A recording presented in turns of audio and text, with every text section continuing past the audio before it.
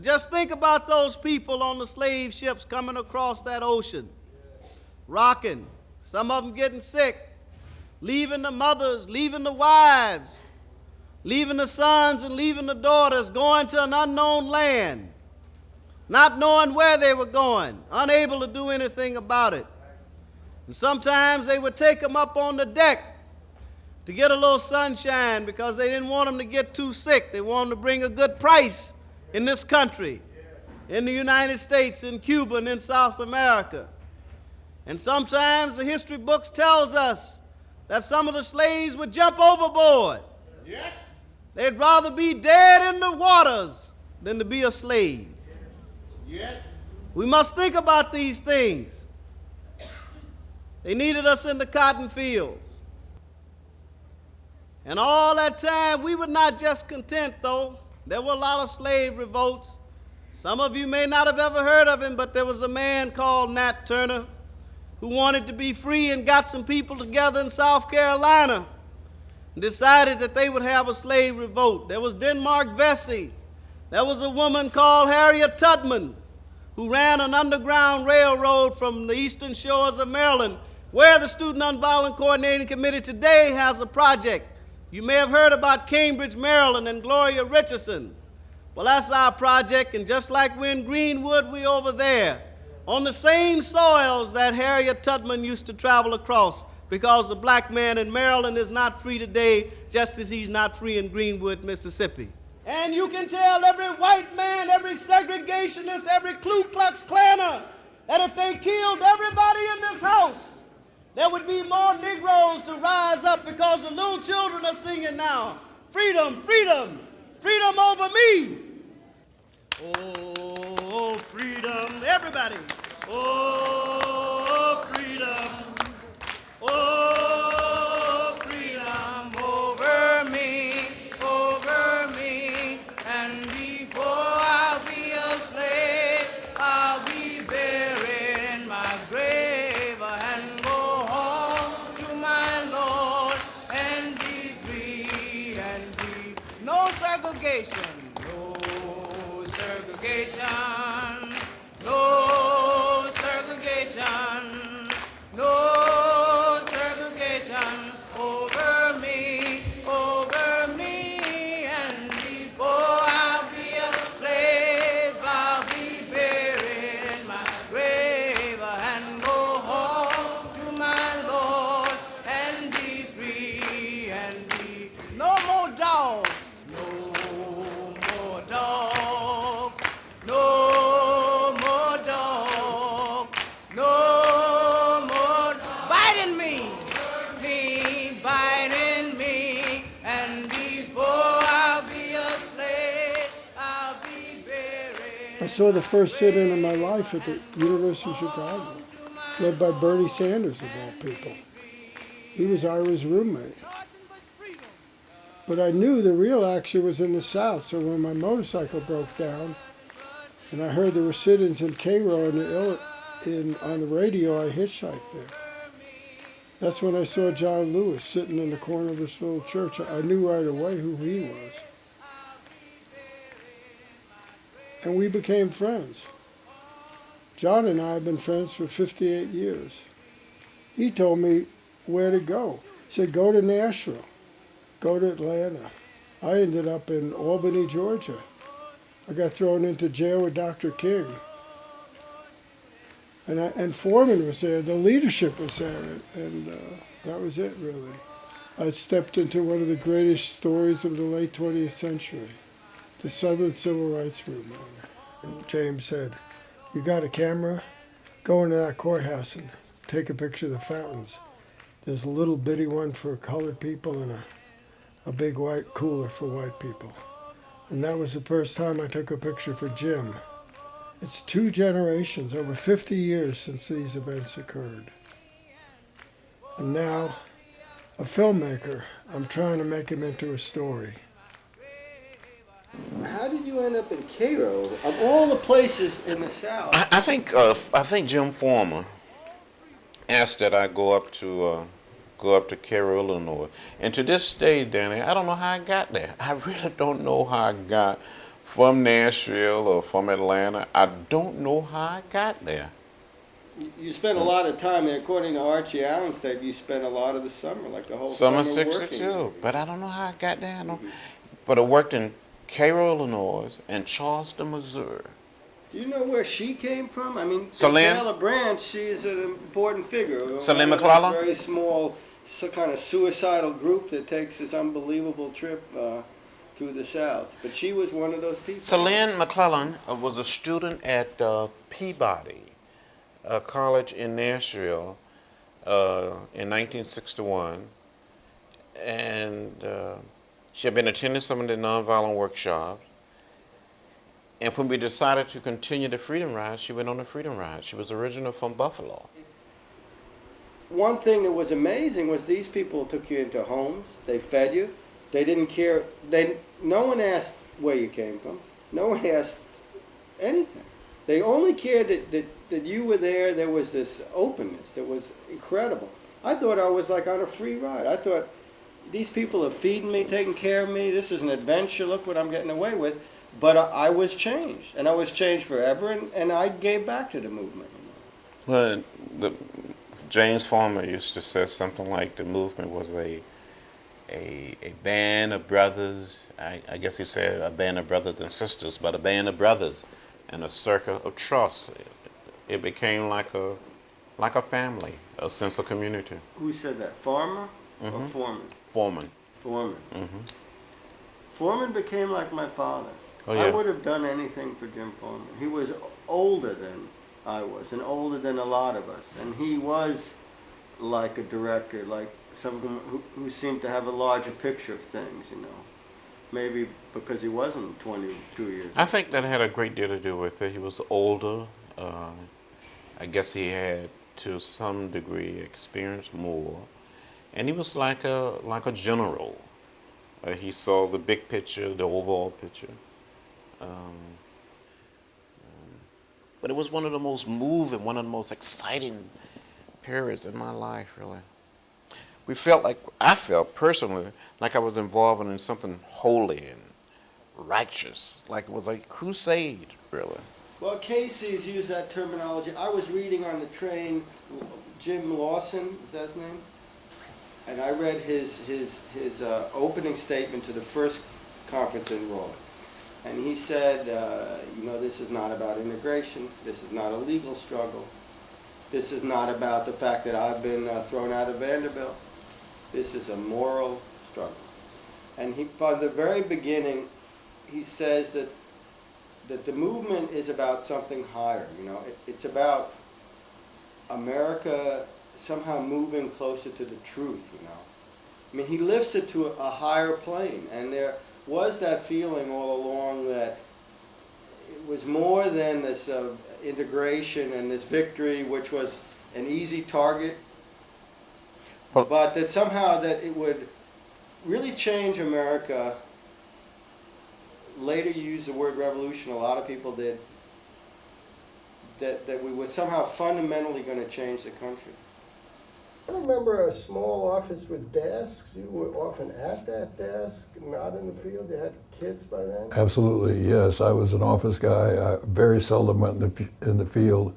I went to almost as a reporter to see what SNCC people were doing so I could write about it because I was a PR guy. That was my job. You were a revolutionary, right? Well, I think all of us were, or at least we considered ourselves to be revolutionaries. We were change agents. We were people who wanted to make change and who did make change. We were a wonderful group of people. We did great stuff. We are soldiers in the army. We have to fight although we have to cry.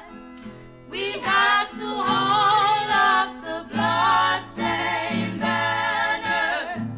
We've got to hold it up until we die. Oh, we are soldiers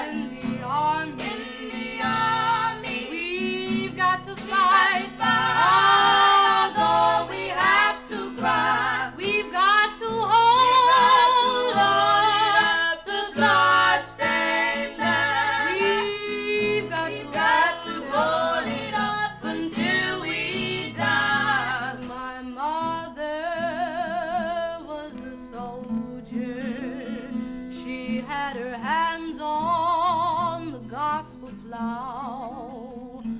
One day she got old, she couldn't fight anymore. She said, I'll stand here and I'll fight anyhow. Oh, we are soldiers in the army. We've got to fight. Although we have to cry, we've got to hold on. Hold it up, the blood-stained banner. We've got to hold it up until we die. I'm so glad I'm a soldier. I've got my hands on the gospel plow. One day I'll get old and I can't fight anymore, but you know I'll stand here, child. A great-grandmother was a slave who was given away as a wedding present to a new bride. And when that bride became pregnant, her owner, that's my great-grandmother's master and owner, exercised his right to take his wife's slave as his mistress. And that produced 2 children. One of them was my grandfather, James Bond, the original James Bond. Someone said it was a mistake that SNCC didn't perpetuate itself. Probably so, but I think we probably came to our end when we should have come to our end. I didn't think so at the time. That's how I felt. I mean, isn't it more beautiful? Yeah, I wanted to continue forever, but no. Right.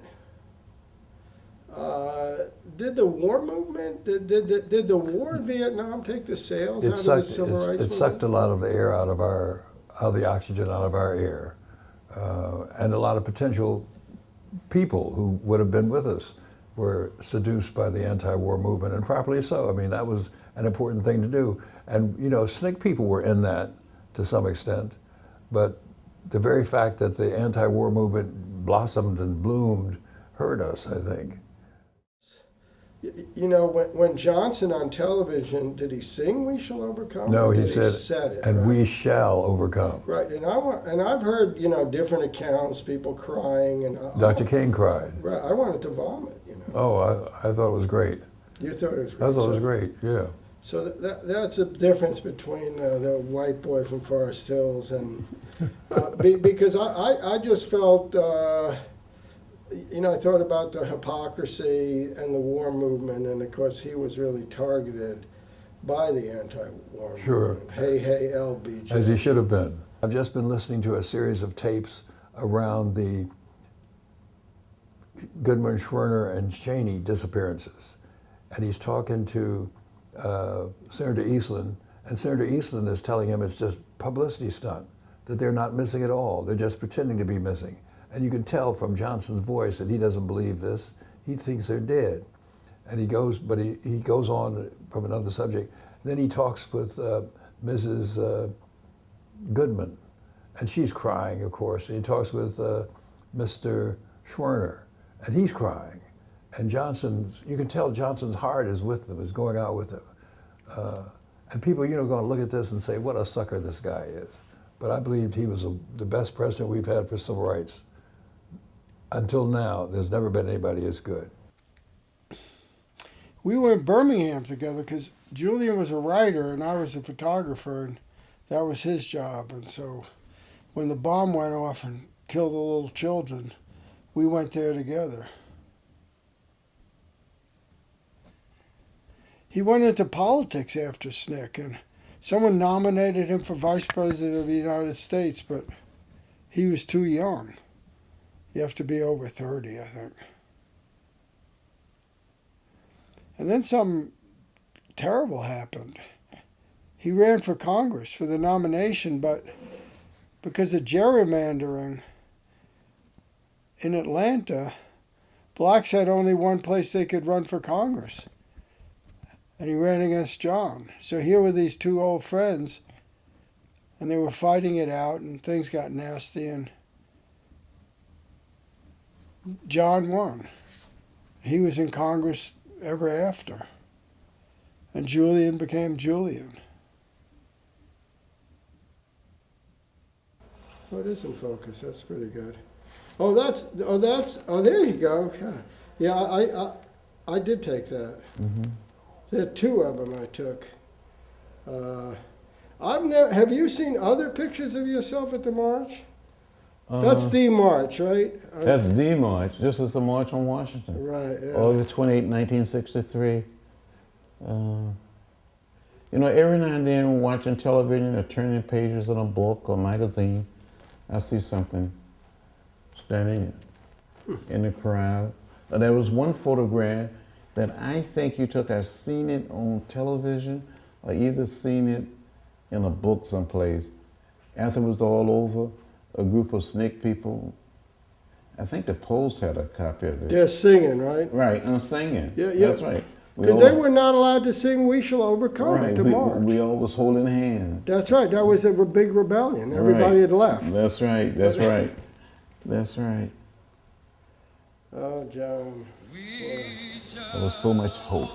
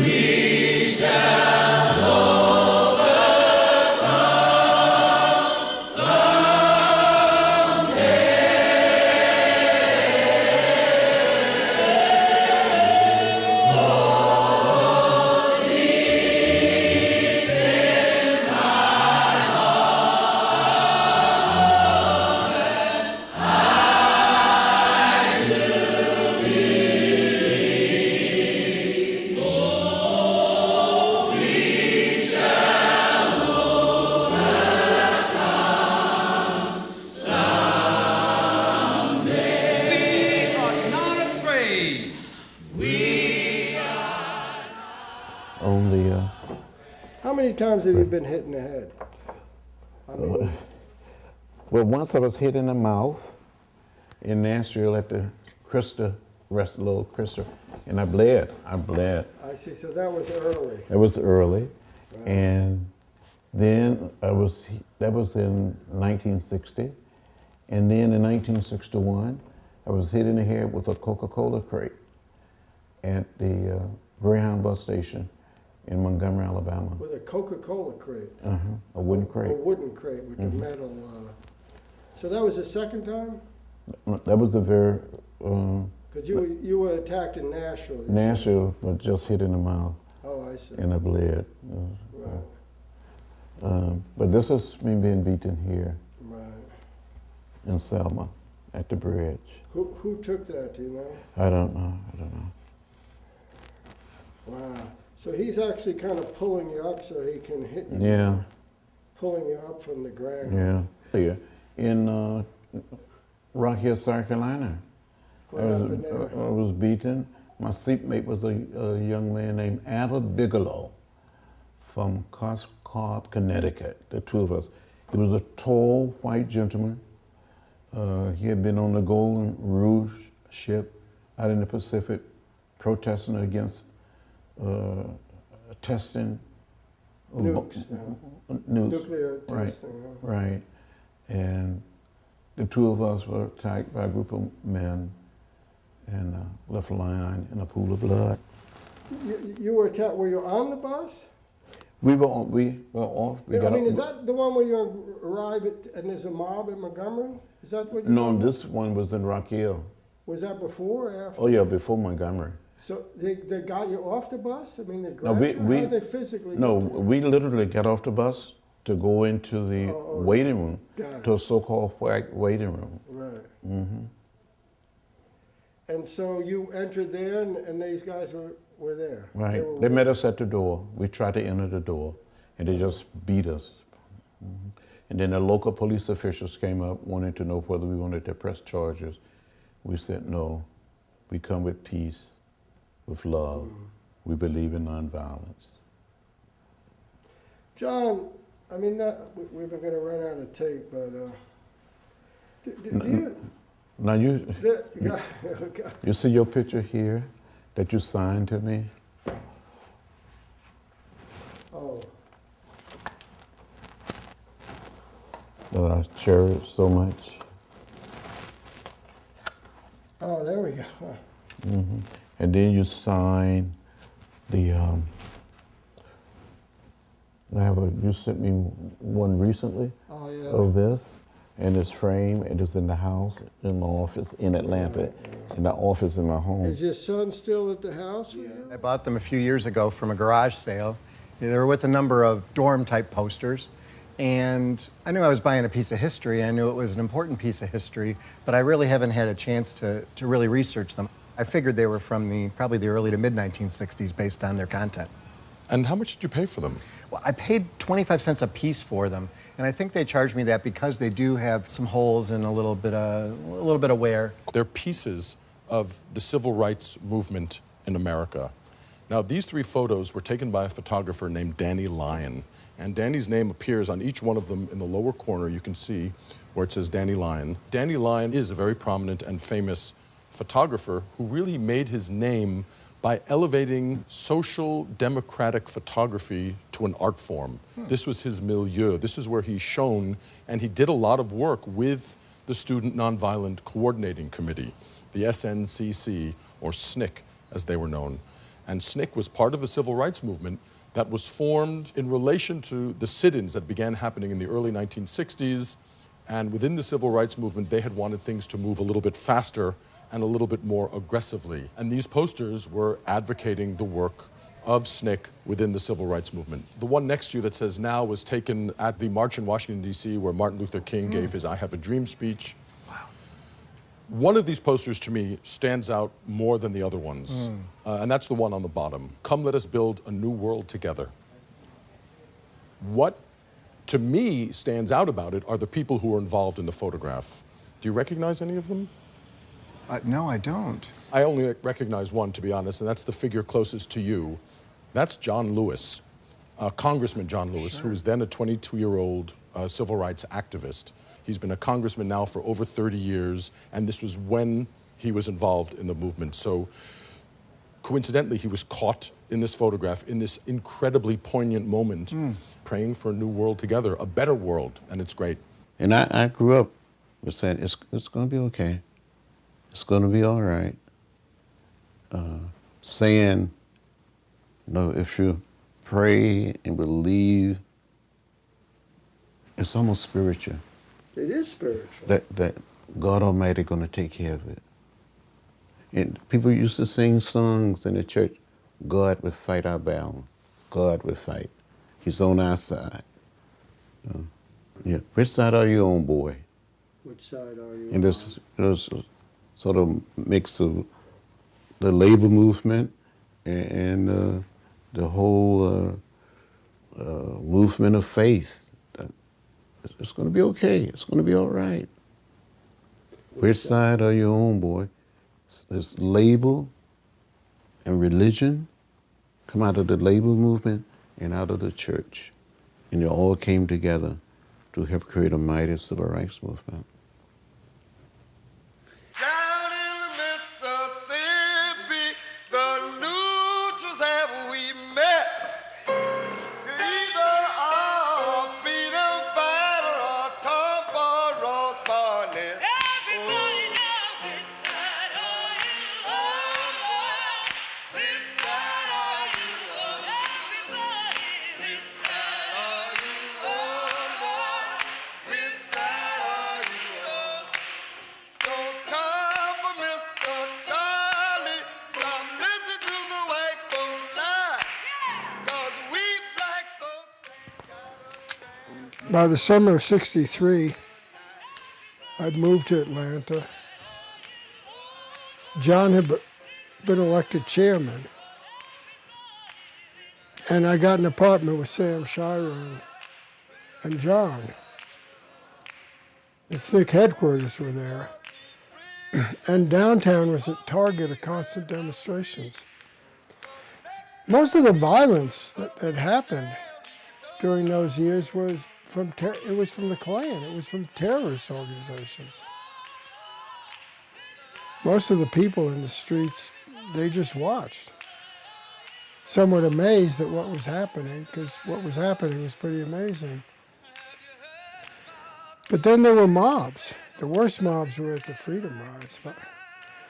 One day in Atlanta, the kids all sat down in the street in front of Leb's and blocked traffic, which really irritated people because the cars couldn't get through. And a mob formed. And people came out of the cars and started abusing the kids, burning them with cigarettes and threatening them, pulling them, dragging them around. And then something amazing happened. A woman came walking down the street. She looked like his secretary. I never got her name. I never know who she was. And she was carrying a box of stationery. And she stopped the mob. She confronted him. She yelled out, "What are you doing?" And everybody stopped abusing these kids. And she held them at bay, this single woman. Held a mob of 50 men at bay. And then one of them yelled out, "If you feel that way, why don't you marry one of them?" And everybody laughed, and that broke her power.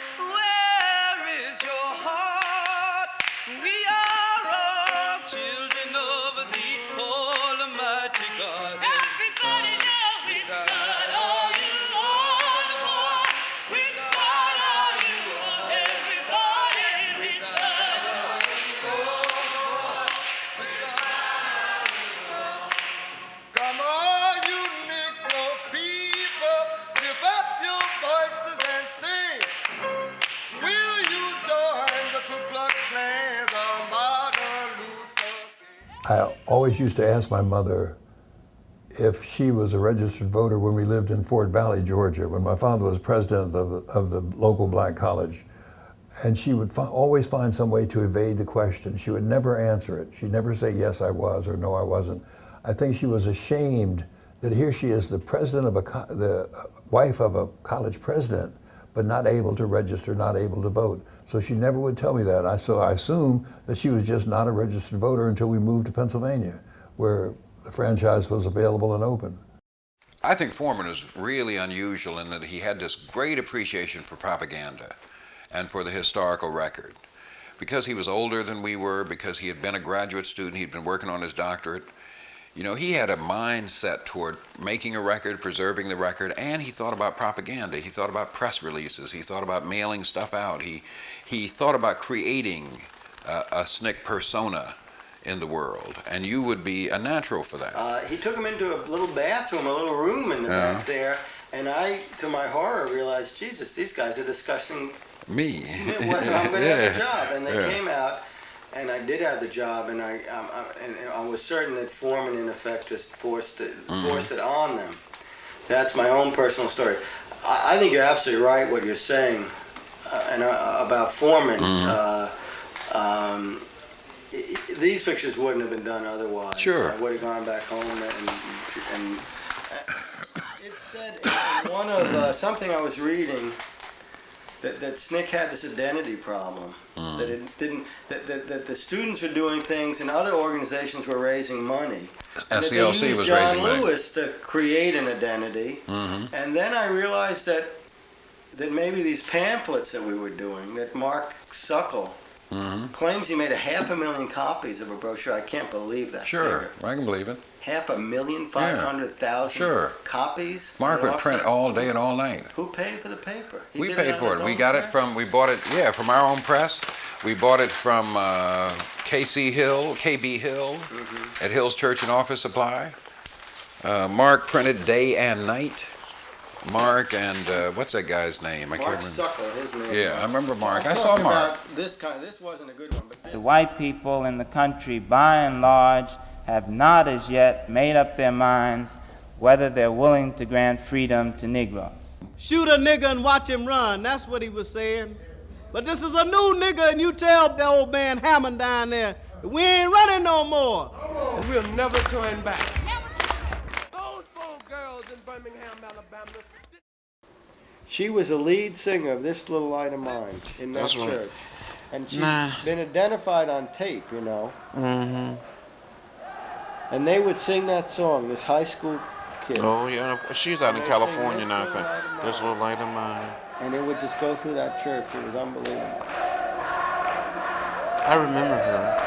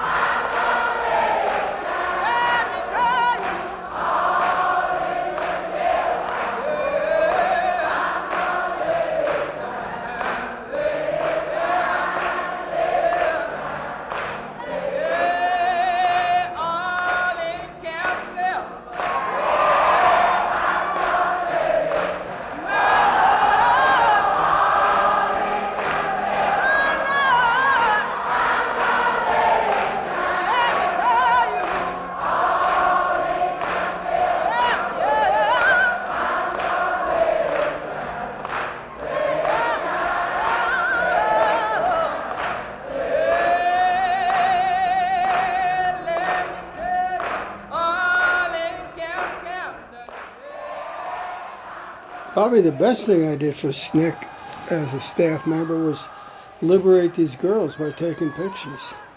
Their parents didn't know where they were. They'd been in a stockade for 40 days.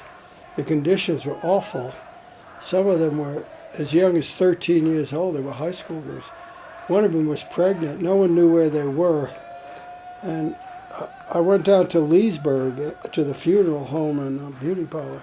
And the kid said, well, they're right down the road, and you hide in the car, and I'll get you out there, and I'll talk to the guy with the shotgun who's guarding him.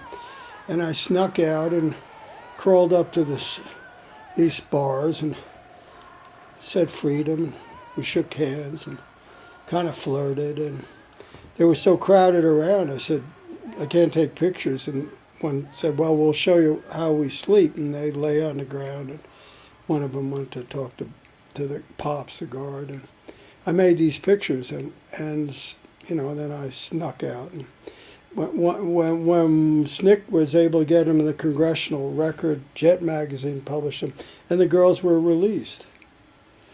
And it showed in a way to the others that photographs could actually do something, have a result. Well, they were completely engulfed in this historical moment that they'd given their lives to. It was apocalyptic, and he said the problem with apocalypse is that it clamors for everything right away. It's a fervor that spells certain defeat after a relatively short period for a very simple reason, because it's in the very nature of an apocalypse to have no future, even when it professes to have one. That is, I would submit, exactly what happened also in the 1960s and is a universal dilemma that's still with us today. We tried to organize the apocalypse. And we headed to a corner store. Just as we turned onto the main drag of Hayneville, gunfire broke out. and we realized the gunfire was coming in our direction. The youngsters, of course, started running everywhere. Some of us just fell on the ground. Ruby Sales and myself have been walking with Jonathan, fell there on the ground. Jonathan was hit immediately, and we think he must have died immediately. Father Morrisseau, the only other white member of the group, was also hit, but did not die immediately, and moaned and groaned and moaned and groaned and moaned and groaned in a horrible way that none of us who were there will ever forget. We thought we were all going to be killed. We later learned that the targets were Jonathan and Father Morrisseau, the two whites in the group, and that a marksman had been hired to kill the two of them and had been deputized for that purpose. But we told them about Greenwood and how the people were willing to go down to register and face the dogs. And some people said, well, if they can do that, then we can do this. And that's the way it goes, you see, all over the South. Oh, Lord, I'm running for freedom. 99 and a half, want to. Oh, Lord, I'm running for freedom. 99 and a half, want to. Oh, Lord, I'm running for freedom. 99 and a half, want to. Oh, Lord, I'm running for freedom. 99 and a half, want to. I'm trying to make it through. Oh, no, 15, 20, want to. 25, oh, no, 35, 40, want to. 45, that want to. 55, no, 65, oh, no, 75, that want to. 85, let me tell you, 91, 92, 93, 94, 95, 96, 97, 98, I got to make 199 and a half. Oh, I'm trying to make it through 5. Oh, no, 15, that want to. 25, no, 40 want to. 45, that want to. 55, 60 want to. 65, oh, no, 75, 80 want to. 85, let me tell you, 91, 92, 93, 94, 95, 96, 97, 98, I got to make 199 and a half. So at that time, I mean, we sort of went from horror to victory to horror to victory. Like it was nothing to be on those telephone calls and so-and-so has been arrested and so-and-so's house has been blown up and 36 churches being blown up in the summer of '64. I mean, I think about that now. Can you imagine if 36 churches in a state were blown up now? What? People would go crazy. And there was just, well, that's the way it is down here, 36 churches. But that photo, we are in the Delta. In 1963, that folk festival with Bob Dylan. That is the Delta. That was Greenwood. That's where we were. That wasn't too dangerous, huh? Well, it wasn't too dangerous, but do you remember that we were all stopped?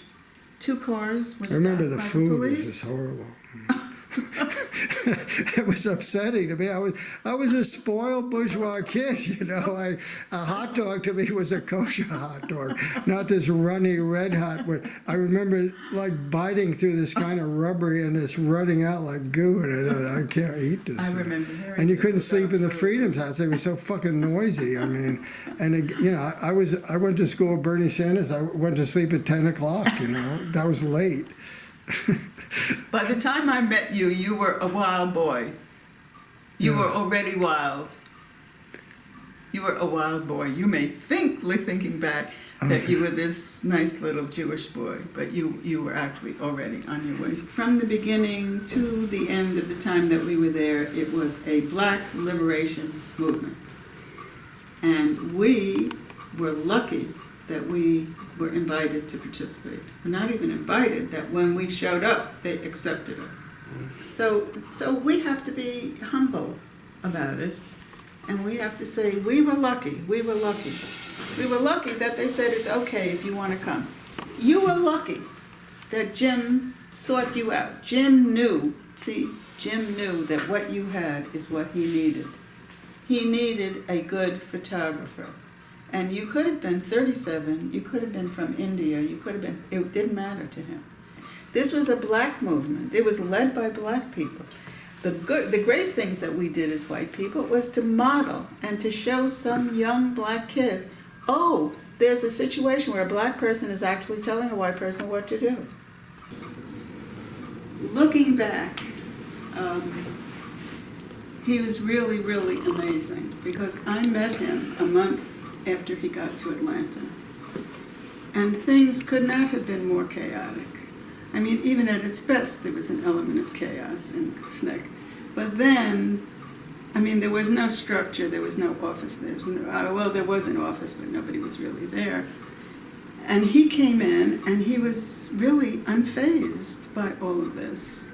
And looking back, I think, what an unbelievable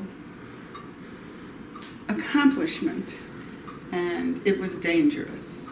And that's something, if you want people to know about SNCC, is if it was dangerous, call SNCC and SNCC would come. I mean, there was no question. Oh, danger, we're coming. And Foreman had gotten into his head, this was part of his master plan. I mean, he had a master plan. He did have a master plan. Which made him totally different from everybody else. And he said, I want you to start writing pamphlets about these local places. And I'm sending you to Danville because there's big stuff going on there. I didn't have shoes on because the water hoses had washed them away. Right. I didn't have shoes, I didn't have a purse, I didn't have anything. And I weighed, it was ridiculous. I was very, very tiny. I weighed nothing. So when I was on the ground, that made it even more strange. To this day, I think about that. I mean, why did this cop come? I was already on the ground. I was clearly not armed.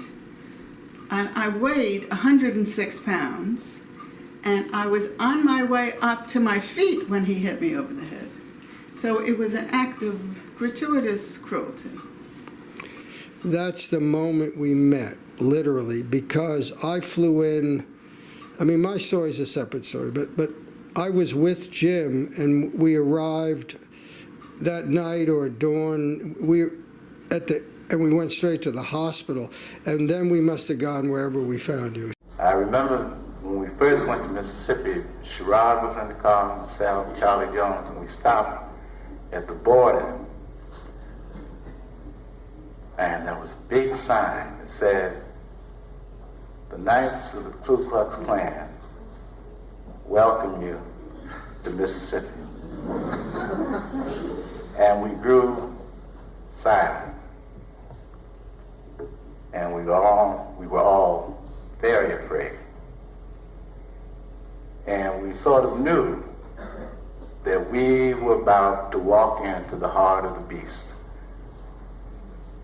The memory of Emmett Till's bloated body was still as fresh in our minds. We all remembered, everybody at that time knew where they were when they saw the pictures of Emmett Till's body. We knew what it was like in Greenwood. And to further sort of underscore what we were walking into, we stopped for gas, and Sherrod foolishly went to the bathroom. And as I recall, the owner escorted him out with a pistol. And we sort of felt, we are here. We are in Mississippi. We are in the heart of the beast. One of the things you had to do was come to grips with your own mortality, with your own sense of mortality. There was a clear understanding, this ain't fun and games. This is not going to be big demonstrations with lots of television cameras with people around watching. when we went to Macomb and when we went to Amite, and you were out on those highways in the middle of the night, and it was dark, and you were frightened, you had to think that you would never live to see your home again. And once you dealt with that, it was a very freeing sort of situation. I'm on my way. I'm on my way. Freedom land. I'm on my way. Oh Lord, to freedom land. I'm on my way. I'm on my way to freedom land. To freedom land. I'm on my way. I'm on my way to freedom land. To freedom land. I'm on my way. I'm on my way to freedom land. I'm on my way. Oh Lord, freedom land. If you don't go, don't you hinder me. Don't hinder me. If you don't go, don't hinder me. If you don't go, don't hinder me. I'm on my way, oh Lord, to freedom land. It's an uphill journey, but I'm on my way. It's an uphill journey, but I'm on my way. It's an uphill journey, but I'm on my way. I'm on my way, oh Lord, to freedom land. There is nothing you can do to turn me around. There's nothing you can do to turn me around. There's nothing you can do to turn me around. I'm on my way, oh Lord, to freedom land. I asked my mother, come and go with me. I asked my mother. But this is 1963. It's been a long time.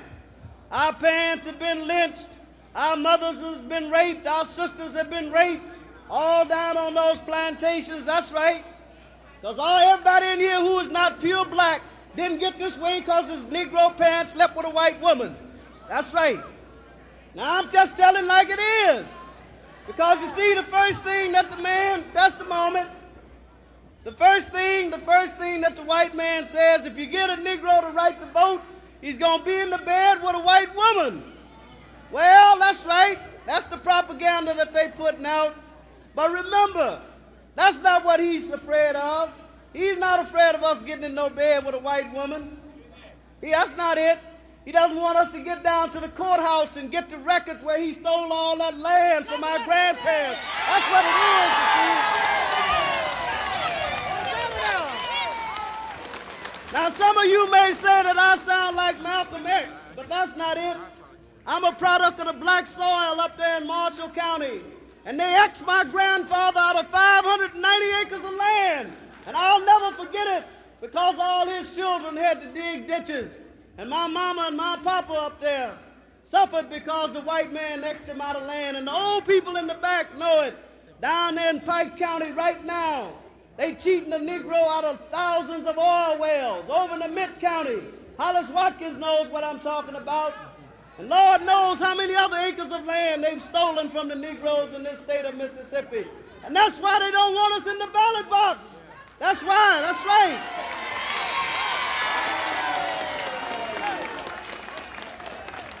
And let us all not forget that in Belzoni, Mississippi, Reverend George Lee was killed, shot down in cold blood as he was leaving his car, getting into his house. Let's not forget those things. So while we are playing around and be happiest and joyous, don't forget that people have paid the price of freedom in this state. They've not only went to jail, but they've paid for it with their lives. Let's not forget Gus Courts. Gus Courts, who's now in Chicago because the white folks shot him in Belzoni, Mississippi. And let's not forget that down in the Tallahatchie River, there was an Emmett Till, a young boy, 15 years old, killed. And do you know what? His murderer runs free around in Ruleville, Mississippi to bother the people working in Ruleville. That's right. And anybody here from Ruleville can tell you that. And let's not forget Charles Mack Parker down there in Poplarville, Mississippi. And when they told me 2 days ago that there were some boys walking the road in Poplarville, I thought of Charles Mack Parker. Let's not forget that many black boys and many black women have paid for this joyous night that we're having with their life. I left, well, you know, it was over for me. I was moving on. But there was talk, too. There was talk of why white people were in the movement. Ruby Doris talked about it at a party I went to, and I was horrified. And like Pandora's box, when the serpents came out, you couldn't put them back in. So I moved on and watched the rest on television. John was almost killed in Selma. And then something amazing happened. 3 years after I joined, Foreman told John to leave. And John said, I'm not going anywhere. And then in the middle of the night, in a draconian meeting that went on for hours and hours, when most of the people had gone to bed, they voted John out. And he was replaced with Stokely Carmichael, who was a pretty nice guy. 6 months after that, they threw all the white people out.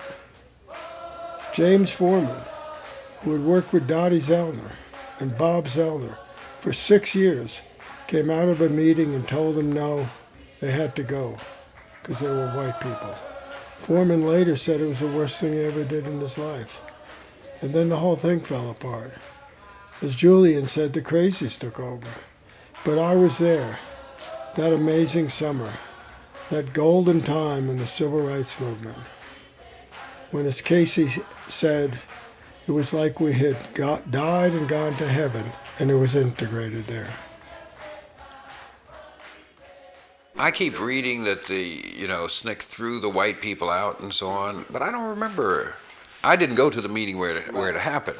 I think it was simply a division. She was there till there was no more Sncc. A division of labor. Said white people should organize whites, blacks should organize blacks.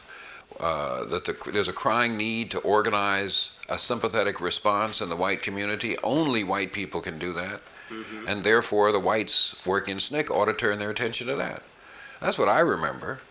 And I don't remember any racial expulsions or throwing people out or anything like that. So we're talking about Taylor Branch now. It's a very dramatic scene with, emotional Bob. Bob Zellen's been there long enough. Mm-hmm.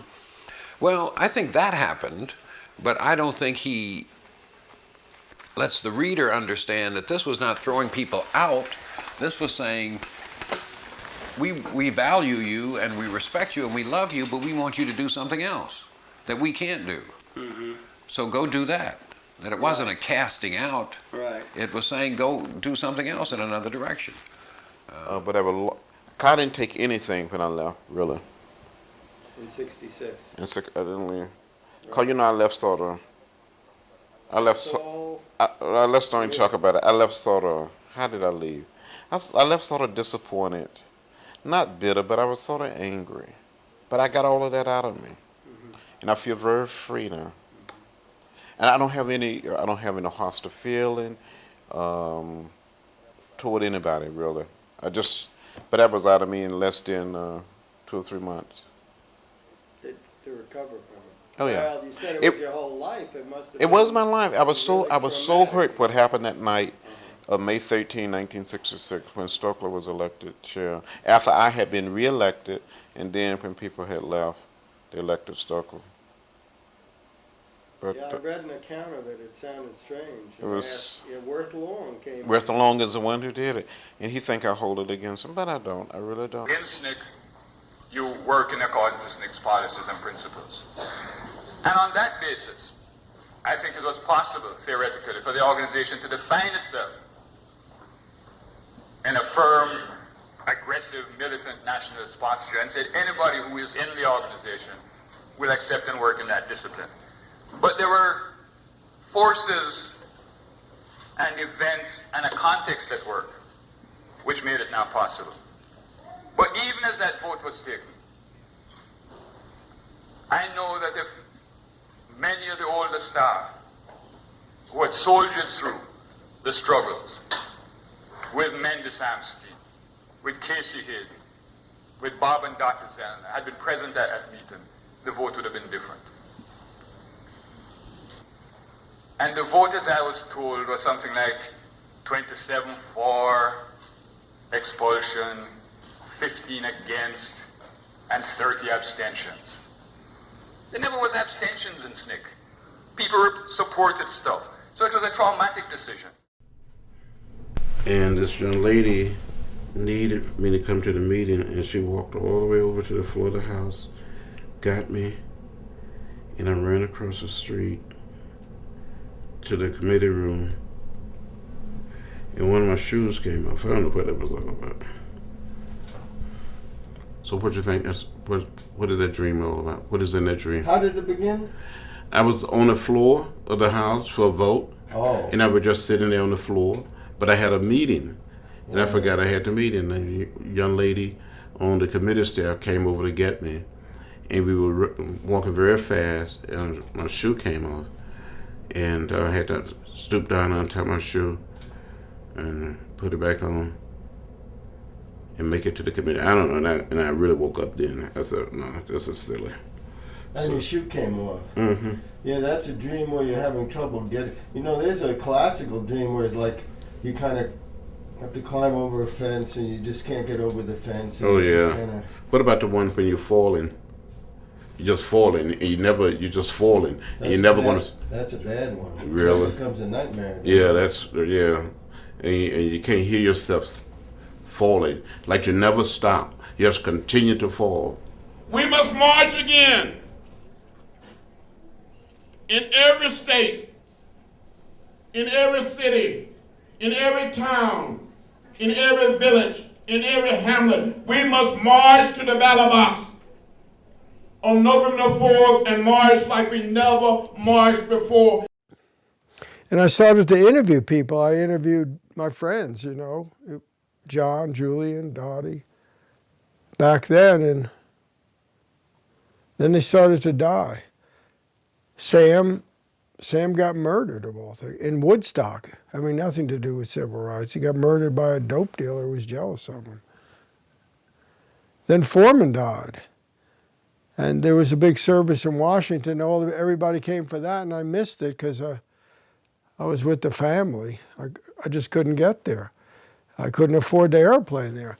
And I always felt terrible like that, like a father had died. June Johnson died really young. Then they all started to die. And Julian died. It was horrible. We flew from New York City we made a stop just, I guess, fueling or refueling. It was on Pan Am. And we stopped in Senegal. Right. And Mrs. Hamer was there. We got off the plane, she got down on her knees and she kissed the ground. Really? Yeah, it was so moving. And we went on from there to... Did Harry Belafonte go with you? Yes, he raised the money. Right. It was like $10,000. Right. I think Bob Moses was on the trip. Oh, really? Ruby Doris. Right. Did Donna go? Donna Richards? She married Bob. Yeah, I don't think... She was from the University of Chicago. Right, I don't think she was... So you went to Senegal, which is French. Right, and then we went to Guinea.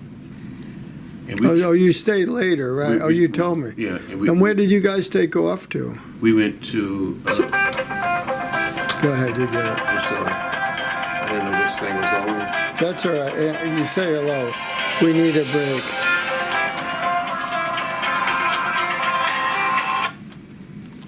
Who? Hello? I'm doing fine. How you doing? We stayed at the New Stanley Hotel. Right. This is where many of the Europeans and Americans stayed. And we were there having breakfast. And lo and behold, Malcolm came in. And we started talking to him. I think he had missed his flight. to some place in Europe. Had you ever met Malcolm X before? I met Malcolm the night before the March on Washington. So you had met him before at the march, which he said terrible things about the march. What do you think about what he said? It's kind of brilliant what he said. Oh yeah. He talked about you. Yeah, he said going to be No, he said afterwards he made a speech about the march. He referenced you. He used the N word. He said they told those niggers when to come there and what to say. That was you, and when to get out of town. He said, but so and later he became a different person. So what was it like when you saw him? He was just cordial. Yeah, he was very cordial, and he kept saying to us, when you go to a place like this, public place, always sit with your back to the wall so you can see what's going on around. You remember Stanley? Yeah, I do. Sure. And a host of others. And sometimes I feel like picking up a telephone and calling them. I guess in my own mind, but I can call them. But in reality, I cannot. But after the Voting Rights Act was signed into law on August 6, 1965, and then Johnson was president. So that's then. already more than a year later. Right. And that's after Selma. Right. It's in response to Selma. Because people say all the time, Selma gave us the Voting Rights Act. And I think today, without Selma, we wouldn't have been able to get the right to vote. Were those the two great federal laws to come out of the Southern Civil Rights Movement? I truly believe that the Civil Rights Act of 1964 and the Voting Rights Act of 1965 gave us two of the most powerful pieces of civil rights legislation in our lifetime. There was a camaraderie. I was in love with Sam Shire, and I was in love with you, and people were literally in love with. But I think there was this sense of loving these people who were seeing were so courageous. It was infectious, but there was this kind of joy because the movement was successful. The movement was like a wave that kept growing and coming. It was successful, wasn't it? And there was a momentum that kept going and building and growing. Well, we were like a family. We were brothers and sisters involved in a movement, a crusade, and we were willing to be beaten, to go to jail, and suffer for a cause. You were. I didn't want to be beaten. I got scared. I mean, I was shaking once. I would shake. The police would surround me, and they were all overweight. What's with that? There were all these big, heavy guys with big bellies, and they crowd all around me, and I was what I am. And one of them said to me, "You're shaking now, boy. You're going to be shaking a lot more when we're done with you." I was terrified. Go on. How do you feel? I feel okay. You do? Yeah. I think you should look that way. The air refreshing. Yeah, it's good to get outdoors. So you can't remember the kind of dog you had? I'm going to call Oh, I know. It was the Irish Setter. That's a big dog. Yeah. Was it a puppy? Oh, but he grew to a big dog. It was an Irish Setter. It was a beautiful dog. It all came to me. Where'd you get it? There was a physician in Atlanta that had been raised in Irish Setters, and he gave us one. He's a very nice man, wonderful family. I'm going to call this Two Old Guys in the Park. It's okay. It's a good film. Don't you think? Yes, I think it is. It's good. Sit in the park. Yeah. And watch family members, including young members of the family and older members, sharing the outdoors. Yeah, it's nice. The wind is blowing like it's March. Tell me about your mom. Well, I grew up with my mother's brother and sister children. I grew up with a lot of first cousins, and we were like one big, happy family. And we. So there were girls your age, your cousins, and. There was boys and girls, cousins, classmates, and on the weekend, like on a Saturday and Sunday, we would gather and we would walk for miles. Really? Going from one neighborhood or from one house to the other house. Well, the land, they rented a great deal of the land. Oh, they leased it. They leased the land. They didn't own the homes, and they leased the home. And the house that we lived in was leased. Until my father saved $300 and bought 110 acres of land. Wow. And we moved. How old were you when he got that? I was 4 years old. But I remember it. I remember it very, very well. At 15, you wanted to join the fight for integration? You wanted to join Dr. King? Yeah. Where'd that come from? Well, did you ever ask yourself, I mean, did you feel like that when you were 12? I mean, I knew things was different. I knew things was different, and I wanted to do something about it. I didn't like being bused past the white schools. I didn't like being on a bus that would run in a ditch or in a hole during the spring. And I saw the white kids riding the new, nice, shining buses. And you thought that was wrong? yeah, I thought it was wrong. What about your brothers and sisters and your mother? They never really said anything. And I read stuff, and What did you read? I read papers like the Afro, the Pittsburgh Courier. Where'd you get the Pittsburgh Courier? They came Alabama. to the library at the school. I see. So you read it in the library. Right, and did your teachers get you into this stuff? Jet and Ebony. Right. And they would have it in the reading room at the library upon rights. So you saw that other people had fought, and because there had been freedom ride, all kinds of stuff would happen. Mm-hmm. Thurgood Marshall And I remember hearing about Thurgood Marshall. I heard about the NAACP, and I remember when the NAACP was banned from the state of Alabama. So I rode away and sent my, I'm not sure how much it was. It was less than $1, maybe. You sent him $1?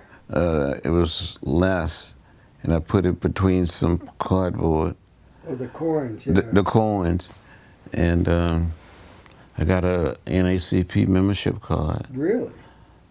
Huh. Mm-hmm. But you said it was illegal? The NAACP had been banned from the state of Alabama. So this is in the 50s, right? Mm-hmm. Do you remember Emmett Till being murdered? Oh, God, yeah. How did you learn about that? I heard about it. Heard my teachers talking about it. Heard about it in the news. Did you get that Life magazine or see it? I mean, it's a kind of famous Life magazine. It must have been in Jet and Ebony, too, right? Yeah, it was in Jet. It was. He didn't even look human the way they had disfigured his body. How did you find out that Julian died? Oh, shit. And I went to this place in North Carolina where I had to speak, and we had a ceremony. For Julian? For Julian. Oh, good. Why'd you have it in North Carolina? I was there. There was all these religious leaders there, and we were doing something. And we went to this big lake, and marched around the lake and put You put flowers in it. the flowers. He made a film, and he showed you putting flowers. Was that lake? I thought that was the Potomac or something. They showed a film. And I'm throwing a leaf, They had a ceremony for Julian here in Washington. Mm-hmm. That they had made a film, and they showed you putting flowers in water. Right. I think that took place in North Carolina. Oh, really? I thought Mm-hmm. I don't remember I love that guy. doing anything he did say. He was just amazing. They were also different, weren't they? The people in Sncc, when you think of McDo and Julian and It was a different breed. different personalities. Mm-hmm. Wonderful group of human beings.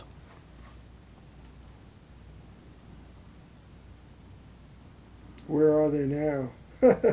Well, They're on their way. yeah, that's good. Another group is on their way. When he got sick, I flew to Washington, stayed with him, and took a picture with my phone. And one morning, I brought the camera down, and we were just talking, and I picked it up and started to film. And then I stopped, and I just fell apart. I started weeping, and I said, I didn't come here to do this. And John said, yes, I know. And then I filmed the last scene in the film. Maybe the last time I'll ever see him. And that's my story. That's the story of Sncc. This amazing group. These amazing group of dark angels who came to us, who broke the back of Jim Crow, who ended segregation in the South, who were beaten and died doing it, and changed America and changed the world forever.